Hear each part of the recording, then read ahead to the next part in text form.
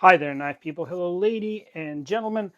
I'll jump right into it. I wasn't even going to do the video about supposed upcoming bankruptcy of Crucible Industries, and I was definitely not going to get into too much detail until I saw a video by a very large, I would say oversized YouTube knife review channel, and I thought we need to step in here and bring some reality into what actually is going on.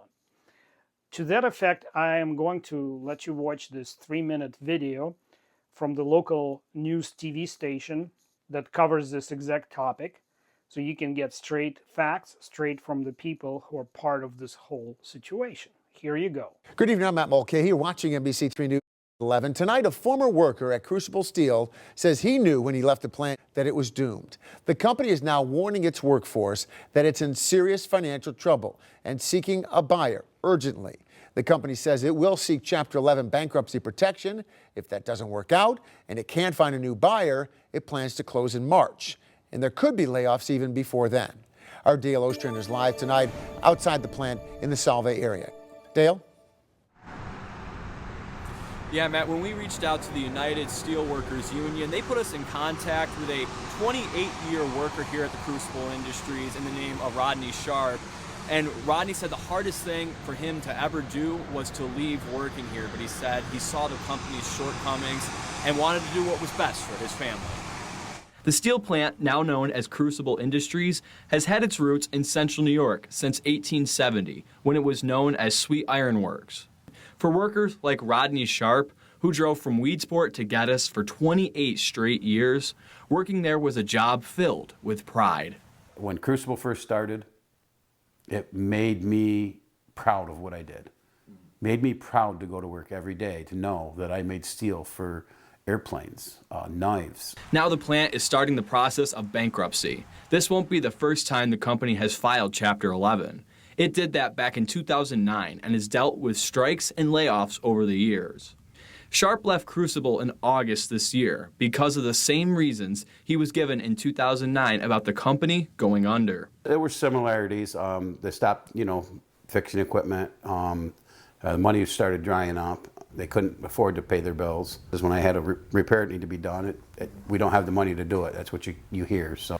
Sharp was not surprised about the potential filing of bankruptcy, but the town of Geddes supervisor, Suzanne LaFex, was blindsided by it.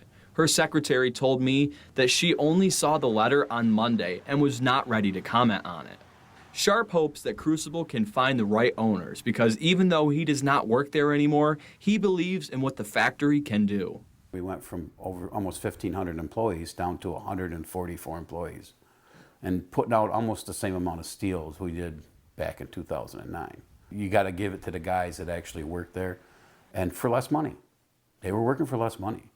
I mean, I'm one of them.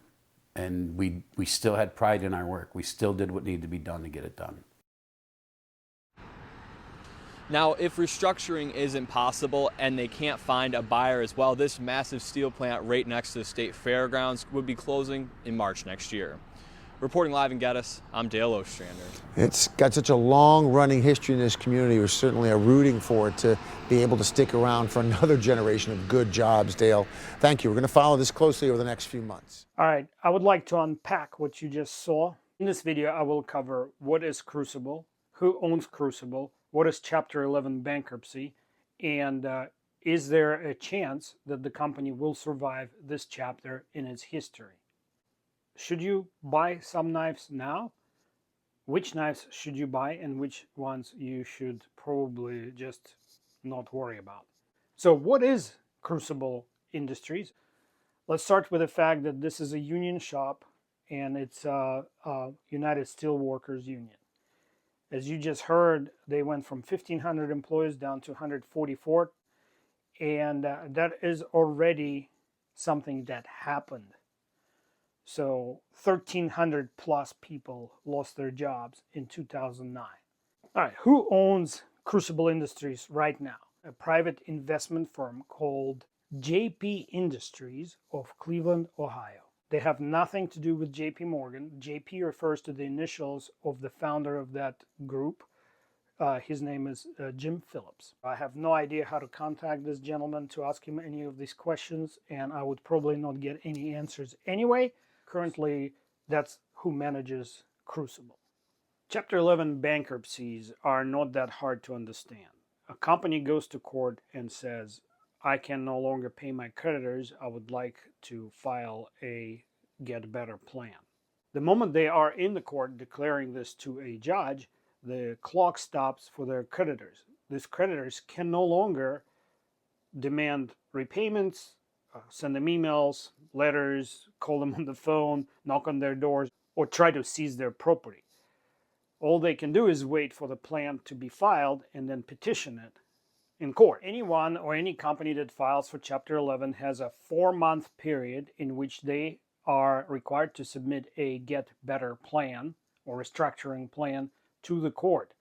This plan will then be reviewed by the court and the parties involved, discussed, argued, and finalized.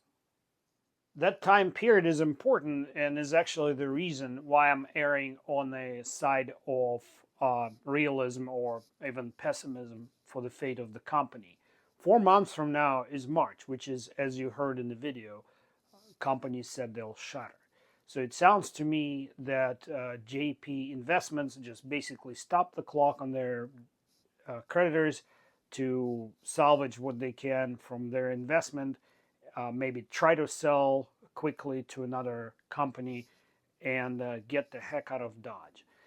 And if they don't find the buyer in the next 4 months, which is actually not full 4 months because of the holiday vacations people take.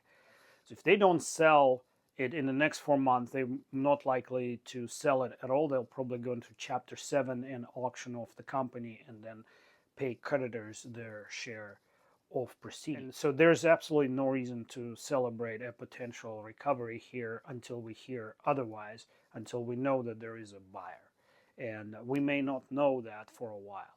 So why are these 4 months important to JP Investment? If they file a plan, let's say in March, and the plan is approved by court and other creditors have a chance to petition it as well, that can take more months, they will then be required by law to go through court in order to sell the company. And every party involved in that court decision will have to agree or disagree to the sale. The way I understand it, of course, I'm not a lawyer. So the advantage to them to sell quickly is quite obvious. They don't have to deal with the legal BS that goes otherwise. Now, the flip side of it, the company that buys them will have to do all these things and quickly, or pay off all the debt immediately, so override all the debts. And it's not black and white, it's kind of like negotiation with the creditors. They're probably not going to pay off the full amounts. So let's talk about who could possibly want this sort of company that's falling apart. Well, somebody who is interested in their intellectual properties, namely the brand name steels that they're producing, the whole slew and list of them. The manufacturing facility itself is probably of less value than the actual intellectual property, but I could be wrong about that too, because they have some sophisticated equipment to do powder metallurgy. So potentially a company that makes knives or some other components out of tool steels and stainless steels would want to control their own supply chain of steel, and it's called vertical integration. When the company buys all the entire supply chain. I'll put it this way, I track likelihood of this happening at about 25%. So as somebody who's been laid off several times from my career, my recommendation to the employees of Crucible is to not delay, not wait till March, start updating your resumes and sending them out like right now. I know it's a crappy thing to do during holiday season, but I wouldn't wait even till after Christmas. So good luck to you all. I sincerely mean it because I've been there. All right, a few of these knife reviewers that actually provide affiliated links to knife retailing companies actually said don't panic buy probably 50 times in the 3 videos that I watched. And at least one of them clearly is trying to create a panic buy in the Spyderco area. I think this particular dick is like hoping to create a panic buy of Spyderco knives. For whatever reason, he has his inflated egomaniacal mind. I would definitely not panic buy any knives from large companies like Spyderco, Benchmade. They'll be okay. They'll replace steels overnight or over a period of months or two. They probably have a pile of steel available to them anyway. So instead of panicking and rushing to buy Spyderco and Benchmade, sit back, relax, try to remember which small knife manufacturer you were interested in. Buy that McNeese, buy that Three River. You can buy White River, Bradford, all these companies that make small or mid-sized batches of knives that potentially will have an interruption in getting quality or high-end or super steels to make knives for you. That's where I would be looking right now. And I'll be frank with you, I would not be very hopeful. The way it's not because of a lack of well-wishing on my part to Crucible, but it just doesn't sound like the current owner is particularly interested in saving this company at all. I hope I'm wrong, and if I am, call me out.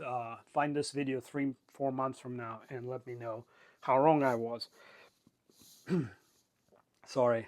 For now, have a good evening.